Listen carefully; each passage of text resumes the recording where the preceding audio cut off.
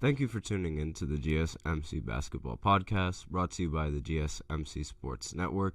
I'm your host, Nelson, and today we are going to be doing 3 segments as usual, and it's the first day of Allstar Weekend for the NBA. But first we're going to be talking about the Golden State Warriors bringing Klay Thompson off the bench for the first time since 2014, and then we're going to be looking at the full schedule of the NBA All-Star Weekend, all the games, all the challenges, all the competitions that are going to be going down. We're going to be covering all of that in the second segment, and then in the third segment, we're going to be doing one last NBA recap because there were 3 games that went down yesterday. So we're going to be talking about those games and give a final grade on and a final summary on some of the teams and my opinions on the teams and how they should and how they've looked so far this season and what to expect of them after All-Star break. We also have our 4th segment, so stay tuned for that. But before we get into this segment, I like to remind everybody, as always, to please remember to tip and to donate to get your comments recognized. The link is streamelements.com/gsmcsportsnetwork./tip. The link is displayed in the description as well as below the ticker of every show segment. Really helps the show, makes the show much more interactive between myself, the host, and you guys, the viewers. So once again, the link is streamelements.com/gsmcsportsnetwork./tip. And with that out of the way, we can get into the first segment of our show, which is going to be talking about Klay Thompson being relegated to coming off the bench for the first time since 2014. And now my initial thoughts of this, I'm very surprised that they ended up moving Klay Thompson to the bench. He was definitely playing like he deserved to be on the bench, given how he's been shooting really badly. But seeing all that he's done for Golden State, I was a little bit surprised seeing him come off the bench. I was expecting maybe like fewer minutes, while at the same time still starting, but I guess coming off the bench was sort of the next step for Klay Thompson, given how he's sort of been the reason why the offense isn't the same as it once was for Golden State. When I think of Klay Thompson, I think of one of the best sharpshooters that the league has ever seen. He's one of the Splash Brothers with Steph Curry. Like, he's lethal from out there. He consistently averages 40% from 3. He always, whenever he's open, it's almost always going to go in. Catch and shoot shots are his specialties. All of that, that's his persona. That's the kind of player that Klay Thompson is, and that's the kind of resume that he has. And so far this season, he's not been living up to that same player whatsoever. He has not been the same Klay Thompson that I fear. He's not Game 6 Klay. He's not 37 points in a quarter Klay. He's not 14 3-pointers in one game Klay. Like, those are the types of performances that Klay Thompson had religiously in every single season. And he hasn't had one up until now.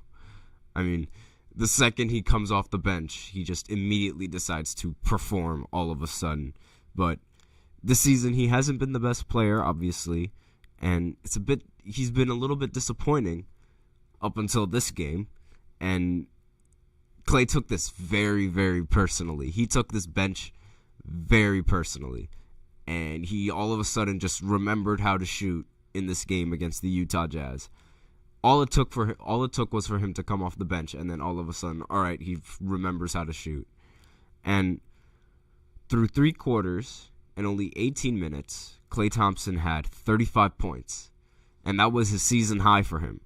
And he could have ended the game with a lot more if he would have hit a bit more shots late into the fourth quarter. but he ended up missing, but still 35 points, leading his team in points.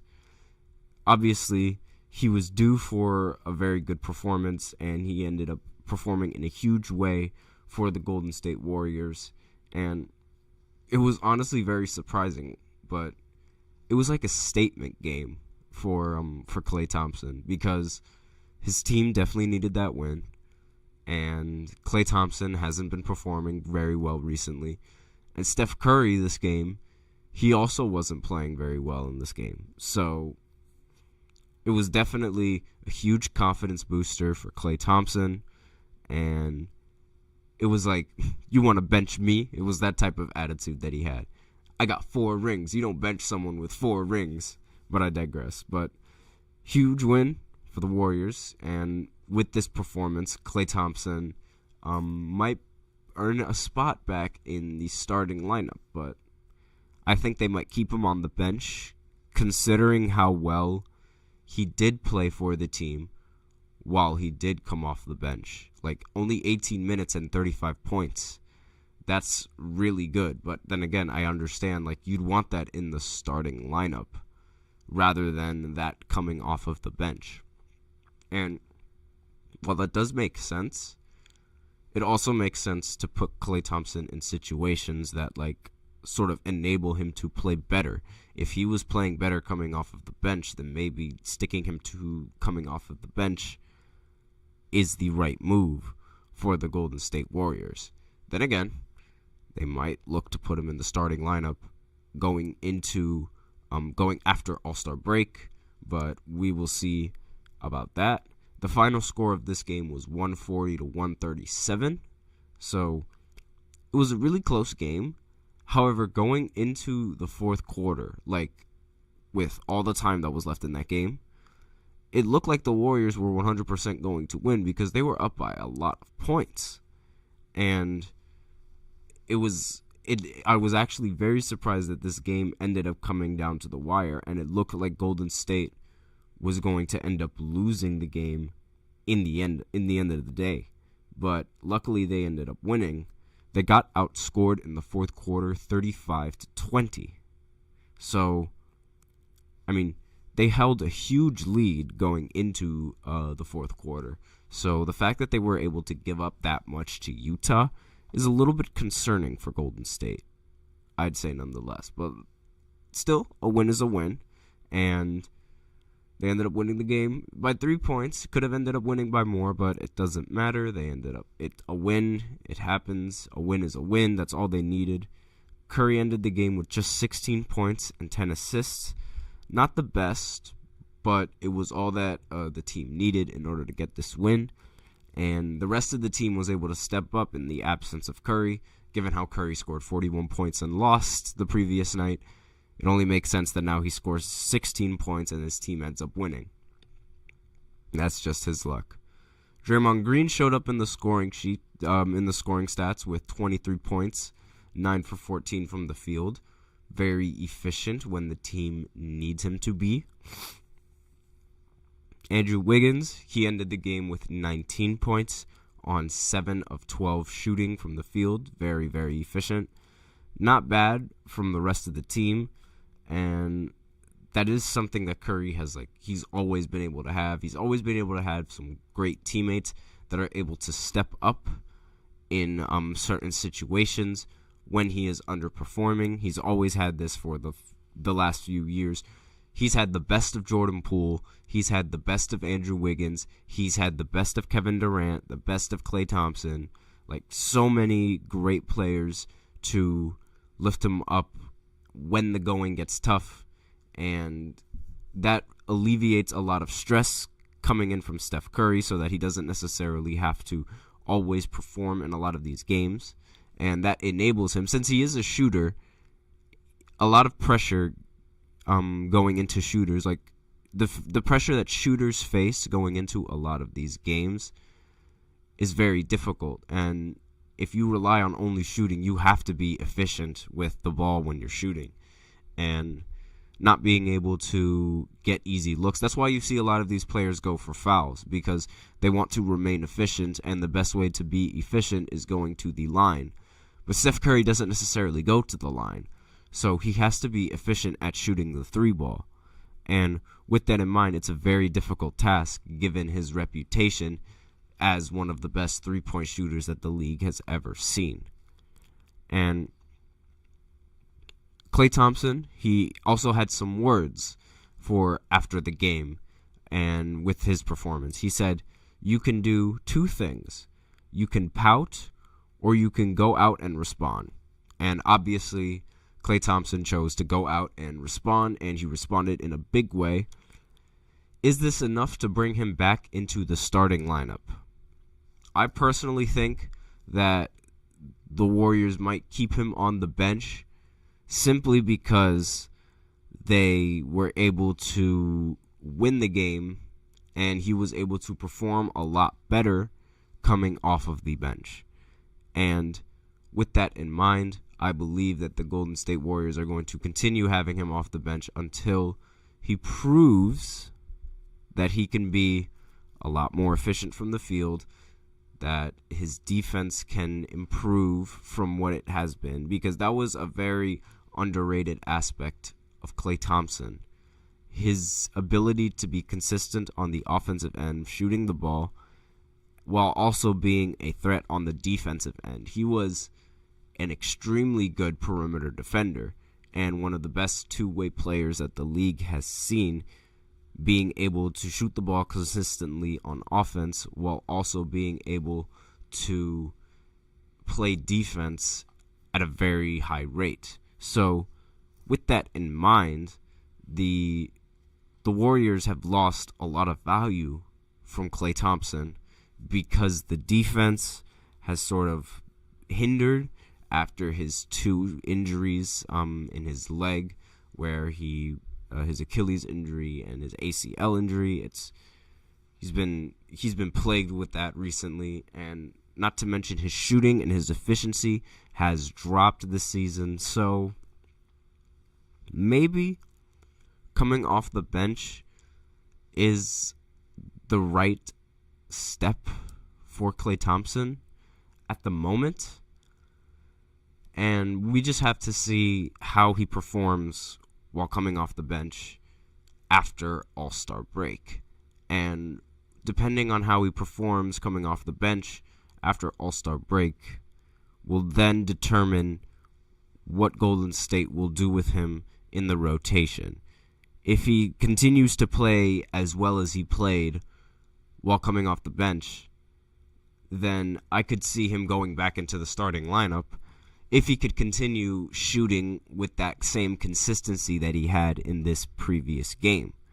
Again, he responded in a big way. So if he can continue to respond in a big way in the rest of these games, shooting the ball very efficiently, I could see him going back into the starting lineup, no questions asked. And it looked like he played a little bit better coming off of the bench. So with that in mind, he might be very useful at coming off of the bench as a sixth man, similar to how Russell Westbrook is now coming off the bench as a sixth man. Everyone knows that Westbrook's time with the Lakers was all but impressive. It was arguably the worst stint of his career, and Russell Westbrook needed to get out of there, and he ended up being on the Clippers. The Clippers, however, ended up trading for James Harden, and that put James Harden and Russell Westbrook in the starting lineup. That wasn't necessarily working, as they lost 6 games. So therefore, Westbrook said that he could come off the bench and be a good playmaker for when James Harden is resting, coming off of the bench for when the bench rotation gets substituted in. And so far, it's been proving a very good move from the Clippers, bringing Westbrook off the bench. So, with that in mind, that is definitely a possibility. And we have a question in the chat. Do I think Klay can ever get back to his old self? Well, he definitely showed that he could in this previous game.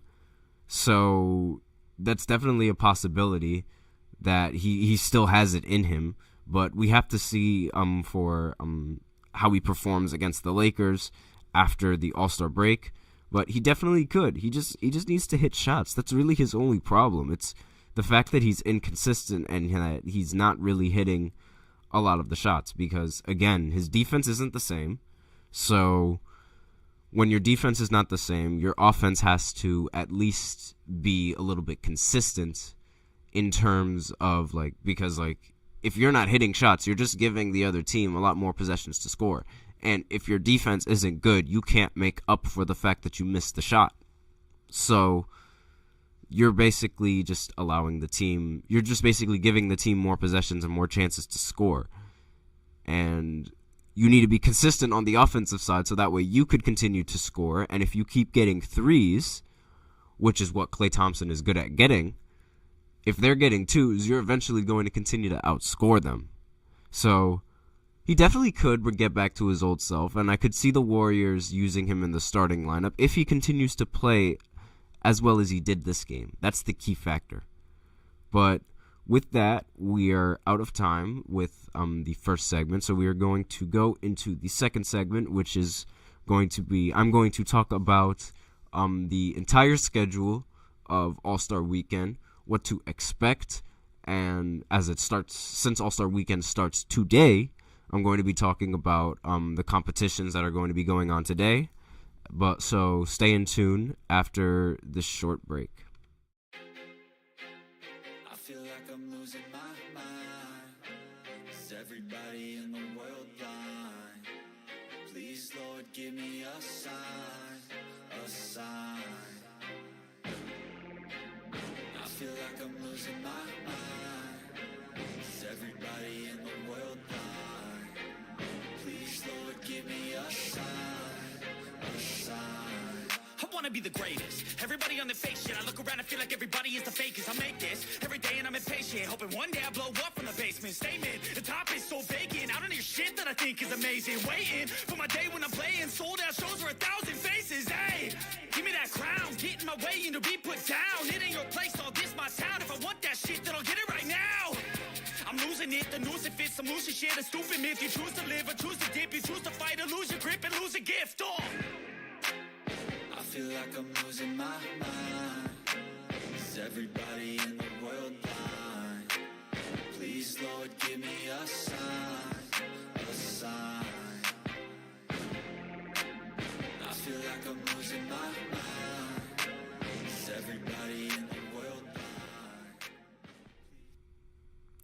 And we are back with the second segment of the GSMC Basketball Podcast, brought to you by the GSMC Sports Network.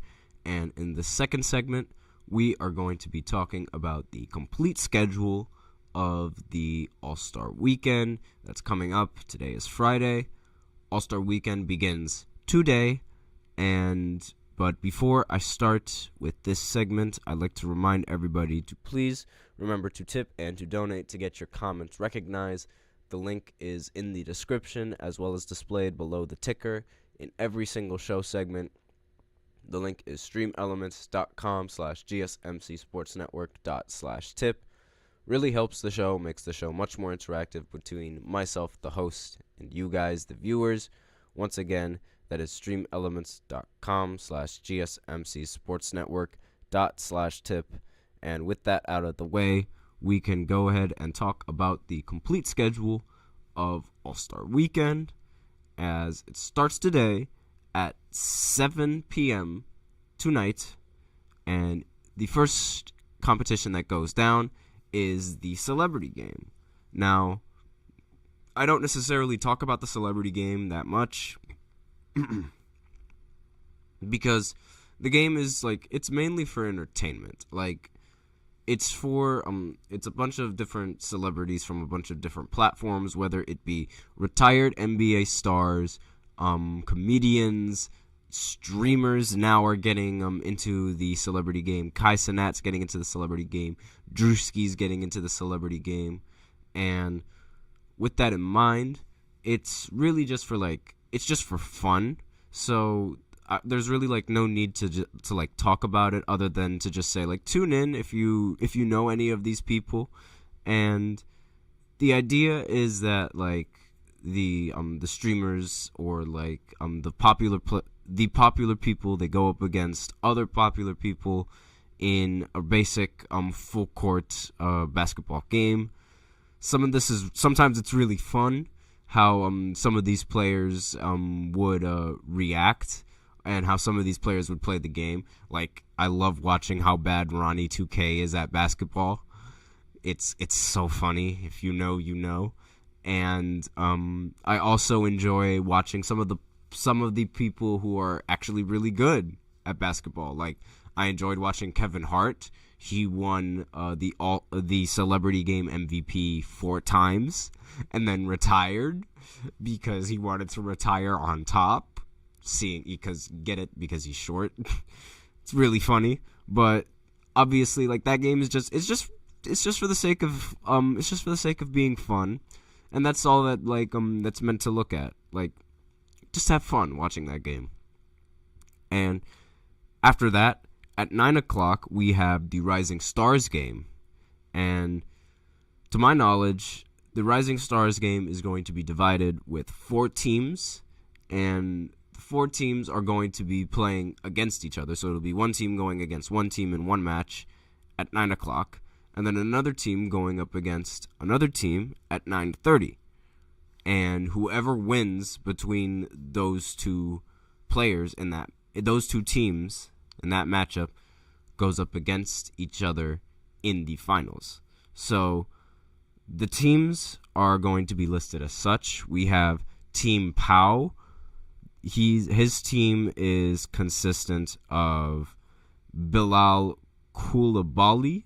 Again, forgive me if I mess up these names, but Jamie Jacquez Jr., Brandon Miller, Brandon Puzimski, Jabari Smith Jr., Kaysen Wallace, and Victor Wembanyama. So already Team Pau is my favorite just because he has Victor Wembanyama, one of my favorite players to watch in this league because he's just ridiculously tall and he is ridiculously overpowered. He is great on both sides of the ball, both offense and defense. Given his height, he can shoot over any defender he wants, and he could also block anybody that's trying to attack the rim. Great presence around the rim.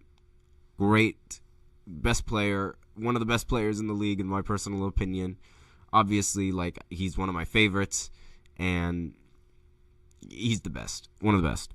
Team Tamika has Paolo Banchero, Dyson Daniels, Jalen Duren, Keontae George, Scoot Henderson, Jaden Ivey, Keegan Murray, and Vince Wallace Jr. So Paolo Banchero, obviously one of the better players in the Rising Stars competition. He's also an all-star, so he's playing in 2 competitions now. I mean, I'm not a really big fan of Paolo Banchero. That's my personal opinion. I mean, you don't really see him that much in a lot of these games because his games, for some reason, aren't really televised, so I don't really have much of an option to watch his games, as there are other games being televised over his. So, but regardless, I'm not a really big fan of him. That's my personal opinion. Like, it's just, I don't know why. I'm just not a big fan. Team Jalen has Jordan Hawkins, Chet Holmgren, Walker Kessler, Derek Lively, Benedict Mathern, Shaden Sharp, Jeremy Sochan, and Jalen Williams. So, again, they have the only other popular player on this list is Chet Holmgren.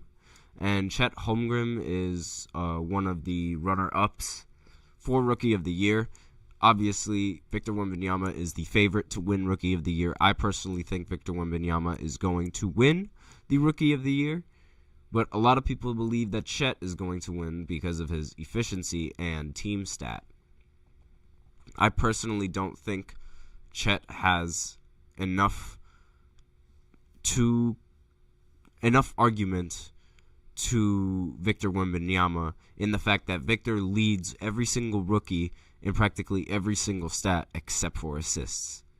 And that is astonishing, given how he leads in points. He leads in rebounds. he leads in steals, he leads in blocks, and he leads in the averages of those stats, and in the counting stats as well. The counting stats, he is like 20 stats above in almost every single category, and that is impressive. So with that in mind, I don't think there's really any argument for Victor not being the Rookie of the Year. But next we have Team Detlef with a lot of G League players. Izan Almanza, Mataz Buzelis, Ron Holland II, Tyler Smith, all in the G League, Mac McClung, Oscar Tishibwe, again, forgive me if I mess up that name, and Alondis Williams, pardon me. I don't understand why G League players are allowed to participate in this, but I mean, I will say it is cool to bring attention to some of these players that are good and that are in a league that is below the NBA. They're trying to make a name for himself. So it's a great thing. It's a great move by the NBA, in my personal opinion. And this makes me want to watch. It makes me want to watch the games a little bit more now, just to see how good some of these G League players really are. And it's a pretty nice format that the Rising Stars game has going on for it, a 4v4 tournament. Really like that format. Wish they could do the same thing for the All-Star game, but I digress with that. I like the idea of the Rising Stars being divided into different teams, and I really feel like the All-Star game should do that as well, but they don't really do that. They want to go back to East versus West, so I guess that's the format that we're sticking with for now. And it sounds like this competition with the Rising Stars, it sounds like it could be very entertaining and very competitive. It could end up being both because of how the format is structured. And that's the only competitions that are going to be going on today on Friday. And we also have competitions going on Saturday. That begins with the Skills Challenge. That will take place at 8 o'clock as the first event that will be going down. And the next event afterwards will be the 3-point contest. And after that 3-point contest, there will also be a special 3-point contest where Steph Curry goes against Sabrina Ionescu. And after that contest, there will also be a slam dunk competition directly after that. So we already went over most of the competitions, but we didn't go over who is going to be participating in the Skills Challenge. So the Skills Challenge is divided into 3 teams. Again, they love to divide it into 3 teams, it looks like. Jarrett Allen, Darius Garland, and Evan Mobley are on one team. They're the Cavaliers. That's one team. The Antetokounmpo brothers, they're all on the same team as well. So Giannis, Thanasis, and Kostas, they're all on one team. And Scotty Barnes, Cade Cunningham, and Josh Giddey on one team. So all 3 players, they work together to try to win the skills competition, where it's a mixture of passing, it's a mixture of making layups, it's a mixture of making threes. It's a combination of all of these different skills. Now, Skills Challenge, it's not really my favorite thing to watch when going into the All-Star Weekend. That's my personal opinion. Pardon me for that. But it's not my favorite thing to watch. Like, the Skills Challenge, it's there, but I mean, the team, it gets a little boring. Like, I mean, the competition is usually the same thing every single time, and now it's just divided into teams. Like, the real competition that I really like watching and tuning in for is the 3-point contest. That competition, that is one of the most competitive competitions in the NBA right now, and we have a very, very special matchup after the regular 3-point competition, which is Steph Curry going against Sabrina. So I'm definitely going to be tuning in to the 3-point competition just because I want to see who wins, and I also want to tune in to Steph Curry versus Sabrina because again, I've said this previously on my podcast, but this is going to be the very first time that we see an NBA player go up against a WNBA player in a competition of any kind. So, obviously, Sabrina is no pushover whatsoever. She broke the three-point competition record, and Steph Curry is widely regarded as the best three-point shooter known to man. So, with that in mind, this competition, like, it's going to draw in a lot of viewers, and I have a feeling this is going to be one of the most watched competitions ever in NBA history, simply because of this game. And it's scheduled to happen directly after the three-point contest, so don't turn off your TVs after that just because you think the dunk contest is happening, because it's not. So stay in tune for watching for that three-point competition. I'm definitely going to stay in tune for that. And I already talked about the three-point contest, so you can check out my previous podcast, like my playlist on this podcast, to see my actual opinions and in actual detail of the rest of these competitions. But especially the slam dunk contest and the three-point contest. But the slam dunk contest, that's usually where I turn off the TV on Saturday. Like Aaron Gordon and Zach LaVine, that was when I watched the dunk contest. Those guys, they were some of the best dunkers that the league has ever seen in the dunk contest, and it's very sad that I don't get to see them anymore in the dunk contest. So I don't really watch it that much. I don't really like it. None of the players are like that interesting to me. Like Ja Morant isn't in the dunk contest. Russell Westbrook isn't in the dunk contest. Aaron Gordon isn't in the dunk contest. They aren't in there, and I'm like, why can't we have some of these players in the dunk contest? And it just really irritates me. But I completely digress. On Sunday at 3, there is a G League Up Next game. So it's another competition between G League players. I'm not really going to spend much time on it other than saying tune in, see like some of the talent that the rest of the G League has to offer. I'm not really going to watch this game, but it's like another Rising Stars game for the G League players. And the main attraction to the Allstar Weekend that I'm really going to talk about for Sunday is the All-Star game. Returning to its original format, East versus West. So that means there is no draft, no need for an All-Star draft for any of these players, like no team captains. I mean, there are team captains. LeBron is the captain for the West, and Giannis is the captain for the East, but they don't draft their players. So they are going to be matching up against each other, East versus West. A lot of people didn't really like the format how it was a few years ago, so they reverted back to the original format. And I honestly, there's not really much to spend time on. A lot of these players, they really see this game to as a means to have fun, because that's what the All-Star game is. It's for a lot of the good players to have fun. They end up throwing a lot of lobs to each other. Now, in a lot of recent competitions, they ended up trying to see who can hit the deepest three.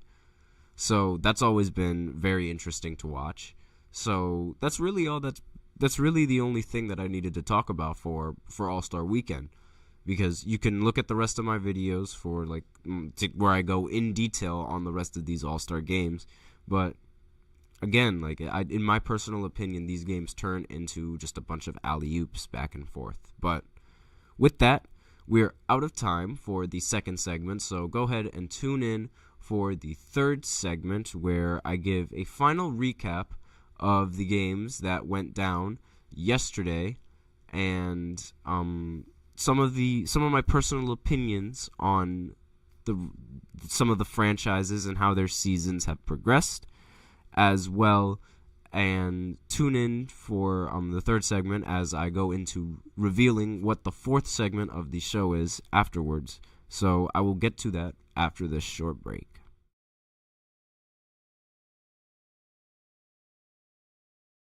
For the best and latest podcasts available anywhere, go to the podcast app on your cell phone and type in GSMC to access free content-rich podcasts on health and wellness, book reviews, sports, entertainment, relationships, social media, movies, technology, finance, and even weird news. Subscribe and download the GSMC Podcast Network's family of shows, available everywhere podcasts are found.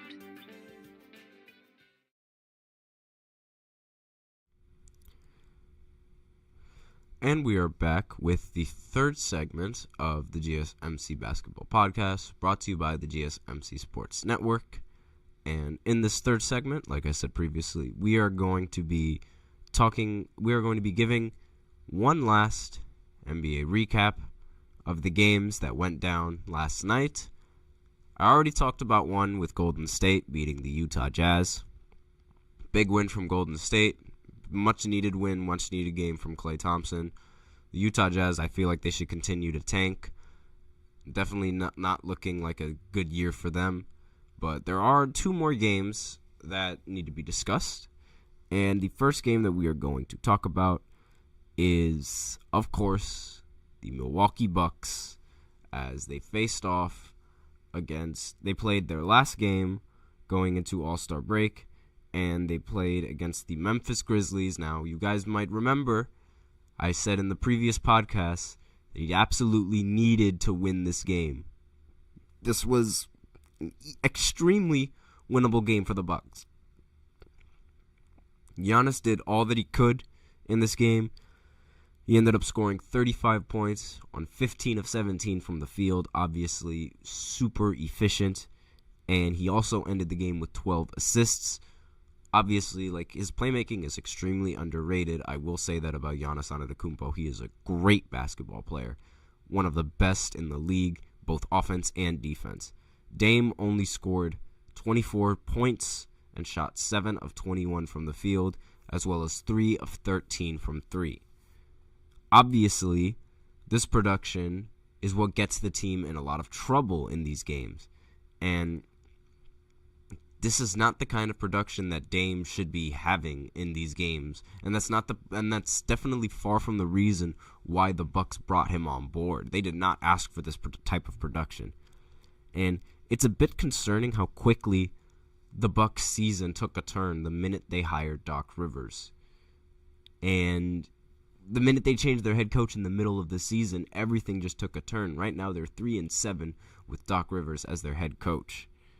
And the way they lost too, it's just another missed opportunity. They had a perfect inbound. The score was 113-110. The Bucks had enough time to take the ball down the court and take a three, have a good chance to tie the game. And Dame had the ball, was walking up the half court. We've seen it so many times in his career that Dame has been the one to take the final shot and tie the game and send the game into overtime when it really matters. But they needed a three in order to get into overtime. So it was definitely Dame taking the last shot. And we've seen it countless of times. So here comes Dame walking down the court. And normally there was a defender was pressing him from half court. So Brook Lopez comes in and sets a screen. So it was a terrible screen, however, and it caused Dame to run into him and therefore lose the ball. The ball is fumbled. It's a little bit of a scuffle to try and go get it, but it was then recovered by Brook, who then gives it to Damian Lillard at the half-court line. And from there, Dame had to shoot the ball from half-court. He ended up airballing, and they lose the game. The Bucks move to 3-7 with Doc Rivers as their coach. And it's starting to look like their fans are really starting to miss Adrian Griffin, given how he was winning them games. And now, given how they've been performing without him as their coach, they're losing games. And it's like some of these players, they weren't playing better without him as the coach. It's not like they're playing better with Adrian Griffin. They were playing about the same, but it's just they were somehow able to pull out and win games. And Doc Rivers had some words to say after this game. He said, 2 guys forgot what we're running. Hold on.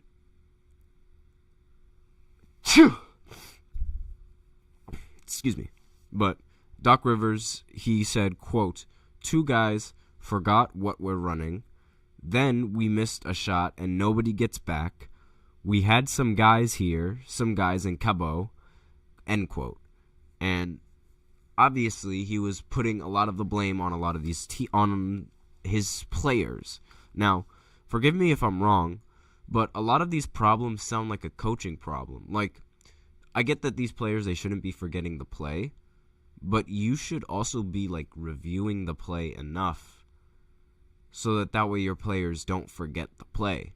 Like, it's just bad excuse after bad excuse with Doc Rivers, and we can't have that as you can't have that coming in from your coach, especially when he's going to throw players like this under the bus. Like, I get that they shouldn't forget a play, but still, don't throw your players under the bus like that. That's just not cool. That's not it from a head coach. I don't agree with that whatsoever. And, I mean, what he's doing right now, complaining about how they're playing, like, the numbers don't really support the fact that Doc Rivers is like a solution of any sort. Like, he can't really talk with the record that he's posting up with 3-7 with the Bucks. Clearly, that is his problem, because before the Bucks were winning and they were the 2nd seed. Now they are the 4th seed. So, with that in mind, it's like, why is Doc Rivers throwing his players under the bus for when it seems like he is being the main problem in this system? So, from a player's standpoint, like, to give Doc some credit, there are some players that are underperforming, and they should be playing a lot better than they should. One of them is Dame. Now, Dame has been anything but his usual self in a lot of these games. It might be the new environment. It might be the new usage rate. I don't know what it is, but he's been far from it. Far from the same player that he usually is.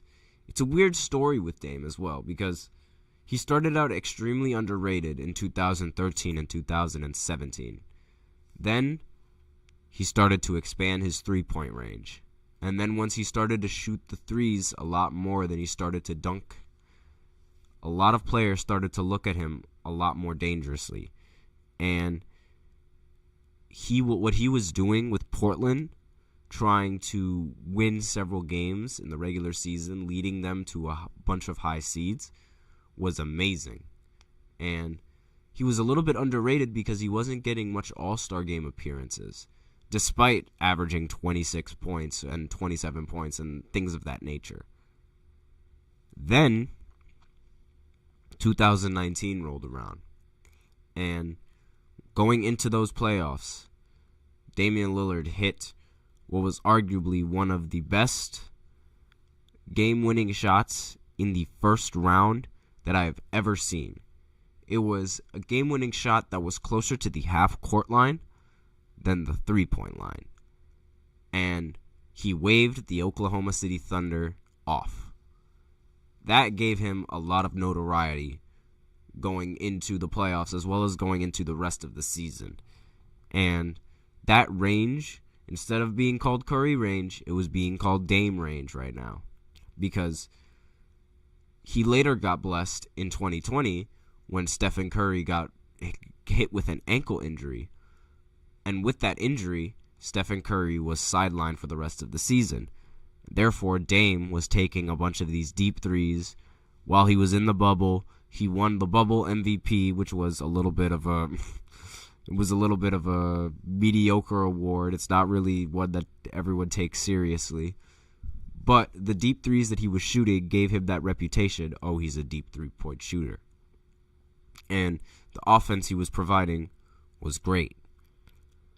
Obviously, he wasn't doing, outside of 2019, he wasn't doing that well in terms of the playoffs because his team wasn't where it needed to be. And he still wasn't able to find that much success in the playoffs, as he would either miss the playoffs or lose in the first round every single year after 2019. He left Portland averaging 32, 7, and 5 on 46, 37, 91 shooting splits. Without a doubt, one of Portland's best players for the franchise.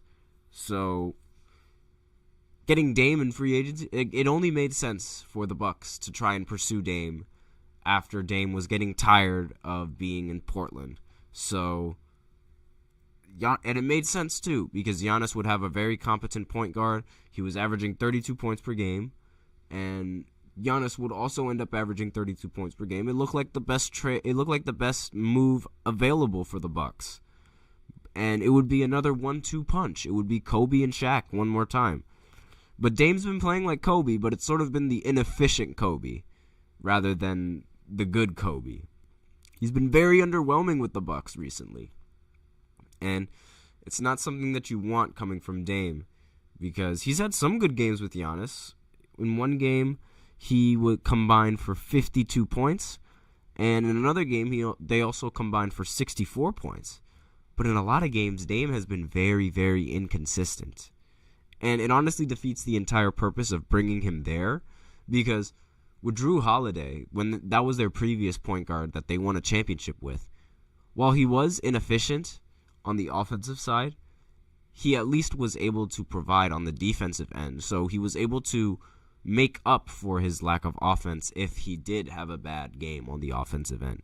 So Drew would put up some of these shooting splits, but he would make up for it on the defense. So I say this all the time with Dame. Like, you notice this on my podcast. I say this every single time. He's a terrible defender. It's one of the many reasons why Portland hasn't gone far in the playoffs outside of 2019. And he gets a lot more inefficient. He gets a lot more inefficient after the first round. And him being less of himself in the first round is a trend that constantly happens. So while he's not bringing much on the offensive side of the table, he's not bringing anything on the defensive side of the table either. And it happens now on the regular season. Now that he's on a team that is pretty good on the defensive side, he has no excuses in not going all the way.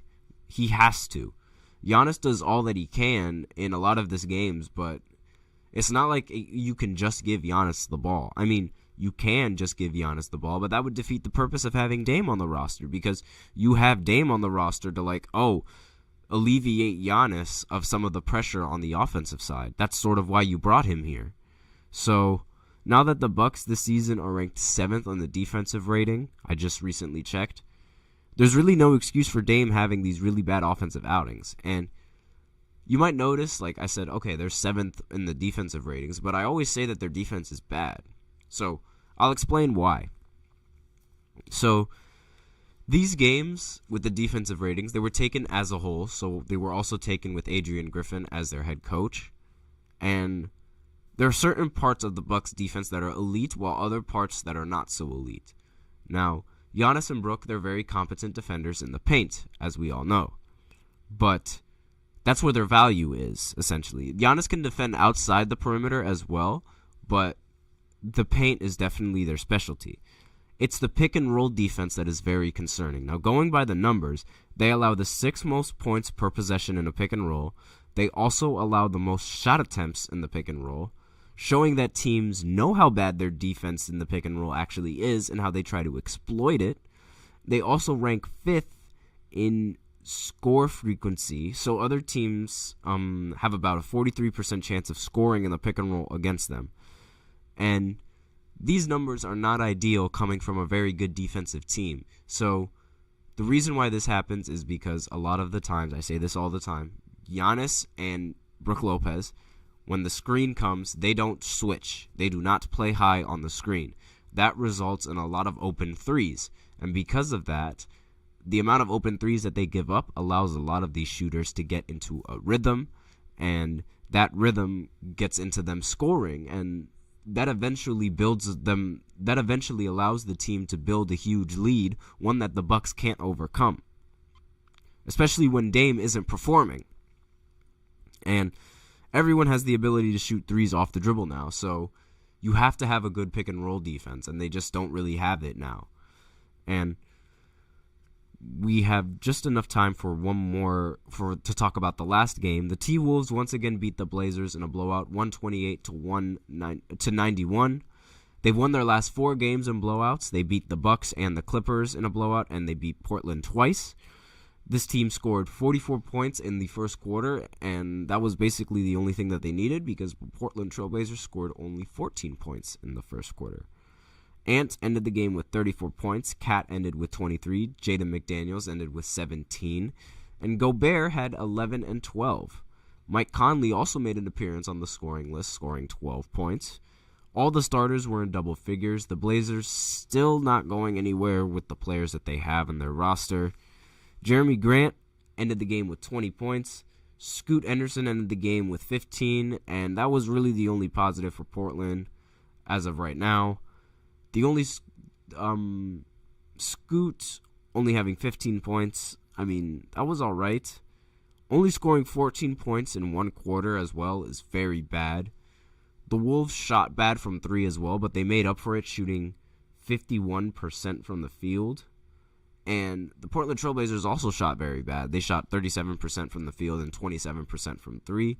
Nothing much to say about this game. It was basically the same exact story as I've been saying for both of these teams. And before I break into the second segment, I have the fourth segment, the fourth and the final segment. I'd like to talk about some key takeaways of the season. The Sixers are not going to make it far, and they're actually going to be worse than I thought. The Knicks are much better than I thought. The Celtics are better than I thought. Pacers' defense is really bad. The Clippers are a good team. The Thunder are not the team that I thought they were in the beginning of the season, and therefore I believe they're going to be a first-round team. The Wolves could be better than I thought, and they could potentially make a deep run. And the Lakers and Golden State as well could be a lot better than what I had previously thought. Those are my takeaways going into All-Star break.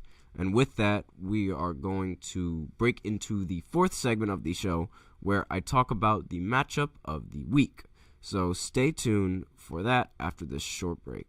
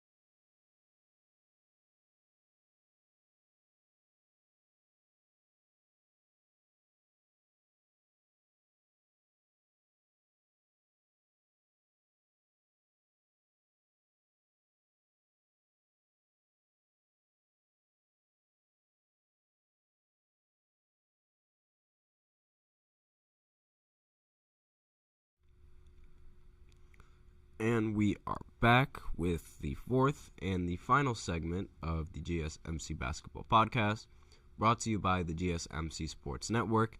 And today, we are going to be talking about the matchups of the week. Now, it was a little bit difficult because a lot of these games, again, they ended in blowouts. And a lot of these games it was also a little bit difficult to choose from with these competitive games because they were really cool to watch. So there were a lot of games that ended in blowouts that were really not all that competitive, but one of the games that could be a potential matchup for the week was the Sixers beating the Cavs. And I really liked watching that matchup because the Cavs, they were rolling. They were on a huge winning streak. And so far, the Sixers, they haven't been the best team since Joel Embiid recently got injured. And going into the rest of the season, it doesn't really look like this team is looking that confident in terms of like where they could end up going into the playoffs. So the Sixers aren't really doing much without Embiid, and the Cavs have been good, and they have a chance to go all the way with how they've been playing. So honestly, one of the best matchups could have also been Luka Doncic going up against the Spurs. Now, while it did end in a blowout, I really like watching Luka play. And I also like watching Victor Wembanyama play. You guys know how I feel about both of those players. I think they're both great talents in the NBA. There was also a question brewing on who you'd rather start a franchise with, Luka or Victor Wembanyama. Now, I think I would start a franchise around Victor Wembanyama just because of his defense and his offense having the ability to be top tier in both categories. Now, obviously, like with Luka Doncic, there's definitely a lot more certainty because he already has a proven name for himself on the offensive side of the floor. But again, Victor Wembanyama defense 7'4", his frame, it's insane. And obviously, I really like watching Luka play, and I like Victor Wembanyama play, so I really like this matchup. I'm not a really big fan of Kyrie, but whenever Kyrie does play on the floor, he's always really fun to watch. I like Luka at his best is just like top tier basketball, and with my personal bias aside from Kyrie, also top tier basketball. And I'll just pull up the box scores of this game real quick just to see how many points they ended up scoring in these matchups, if I can remember. Yep, Kyrie ended the game with 34, 7, and 9. Luka Doncic ended the game with 27, 8, and 9. And Victor Wembanyama ended with 26, 9, and 5. Now, Victor is like the weird thing about Victor is that he doesn't really get as many rebounds as I would think, or like as anyone would think. For a guy that's 7'4", you'd expect him to get like at least 10 rebounds every single game. And while he does lead rookies in rebounds, I expect him to like usually like end the game with a lot more rebounds than he does. But I'm just going to go ahead and check his stats real quick and see exactly. Yes, he averages exactly 10 rebounds on the dot. So a little bit surprising at how his rebounding numbers are. I'd expect him to be a little bit higher. But another game that was great to watch was the Clippers beating the Warriors. Now, the Clippers, they didn't have Kawhi in this game, so it was a good matchup for both teams. They were relatively even, given how the Clippers have James Harden, Paul George, and Russell Westbrook. Russell Westbrook coming off the bench, as I mentioned previously. Harden and Paul George decided to show up this game with Harden scoring 26, Paul George scoring 24. Zubac also had a double-double with 13 and 10. And Golden State hasn't been the same team as they previously were, hasn't been the same dangerous team as they previously were. But Curry ended up getting 41 points in this game. He did all that he could, but it wasn't enough to beat the Clippers in this matchup. As, like, obviously, like, it's very fun to watch Steph Curry score the ball. It's very fun to watch the Clippers basketball with how loaded with talent they are. Paul George, one of the smoothest players in basketball. Really like watching Paul George play basketball. One of the best players. Another matchup that could have matchup of the week goes to the Warriors as, again, going up against the Utah Jazz. This was Klay Thompson and his breakout game, I guess you could say, where he scored 35 points with 18 minutes coming off the bench. And it wasn't really a blowout as the game came really close towards the end, but it was a blowout leading up towards the end, even though like they started to claw their way. Utah got to catch up, so I mean it was really close. It got down to the last possession where Utah had the ball and they had a shot in the corner. Lauri Markkanen missed the three, but then John Collins ended up getting the rebound, and he panicked and threw the ball out of bounds. That resulted in them losing the game, and it's a tough loss for the Jazz, but a huge win for the Warriors and a confidence booster for Klay Thompson, who definitely needed it, given how he's been underperforming in a lot of these games. So he went out and he responded.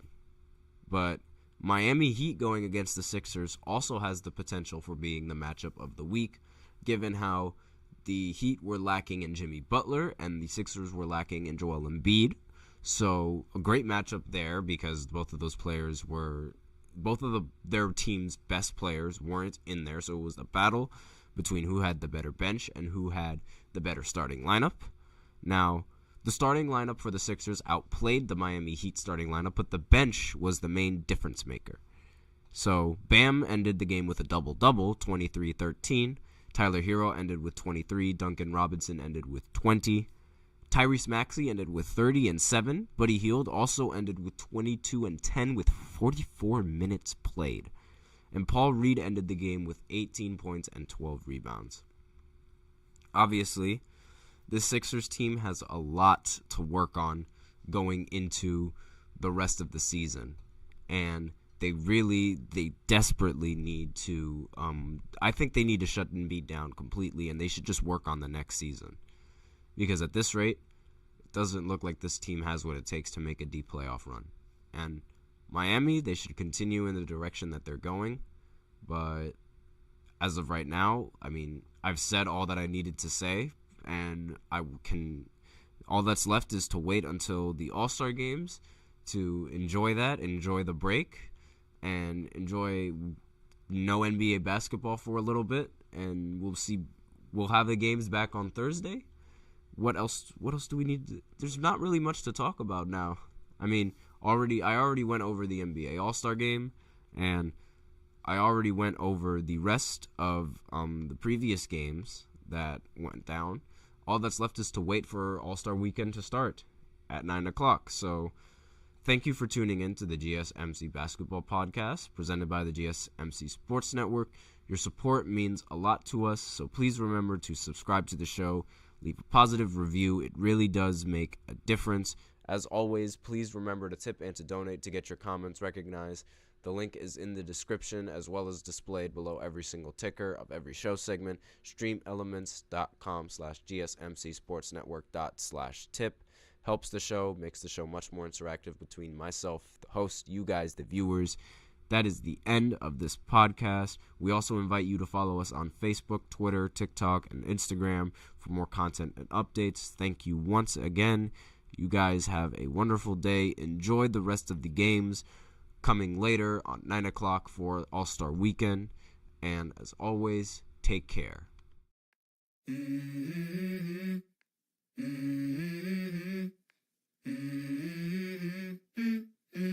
Let's go.